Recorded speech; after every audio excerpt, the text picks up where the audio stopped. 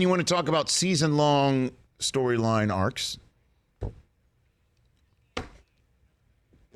Houston Rockets could not be more patently disappointing to me. Could not be more patently, utterly, completely let down, disappointing to me. And I just honestly don't want to hear it anymore about how James Harden performs during the regular season. I'm done with it. I'm done with it. He's spectacular. He's going to go to the Hall of Fame. I know he's one of the greatest offensive players. He's unguardable. I get it. Do it in May. Or if he's so lucky in his career at some point in June. I want to see it. They go up 3-2 on the Warriors last year. And the whole storyline this year, when they re-signed Chris Paul to a gajillion dollars and keep the team intact and run it back, they're running it back. Let's see.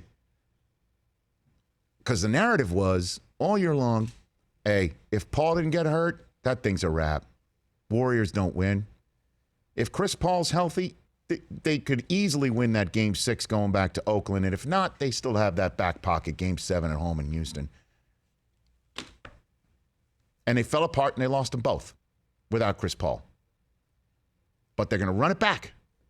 And sure enough, they have an opportunity to go up 3-2 on the Warriors again because Kevin Durant's lower leg explodes in a manner that I cannot blame Reggie Miller for saying on the spot, looked exactly like Achilles heel injury. When you look back at your leg thinking that somebody hit you, Michael Irvin had his Achilles blowout. He told me that all the time. You think somebody kicked you. Kobe said the same thing when his Achilles went down, which is what Reggie Miller pointed out in real time. And I thought this thing was absolutely over for Durant. And here comes the Rockets. You can go up 3-2 on this team again without Durant. And the home floor and the home court is just absolutely aghast. They are on their heels figuratively, and in the case of Durant, literally. And you can't win that game because the pre-Durant Warriors showed up. Splash Brothers. Correct. And Draymond Green. And this happens late third quarter when Durant goes out. Curry didn't score in the first half. And Curry steps up. And Clay steps up, and Green steps up, and Iguodala steps up. And on Wednesday's show, we had Michael Wilbon on the program from PTI, and we were having this great conversation, as we always do when he comes on the show. And he says the problem with the Warriors, who we call playing C-, and I'm not bringing this up to point out that he was off in a take, because we all are. But he had a very good point at the time saying the Warriors aren't doing anything great. This was going into Game 5. And I said maybe, just maybe, the thing that they are still great at is meeting the moment. Yep. And we both agreed. There was no moment for them to have met in these playoffs just yet. Right.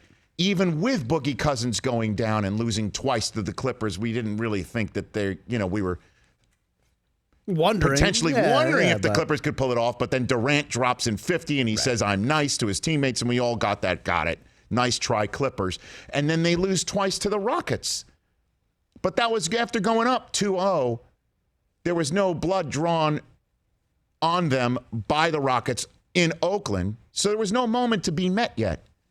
Then Durant goes down. There's your moment. Guess what got met? The moment. They win that Game 5, and they go up 3-2 without Durant.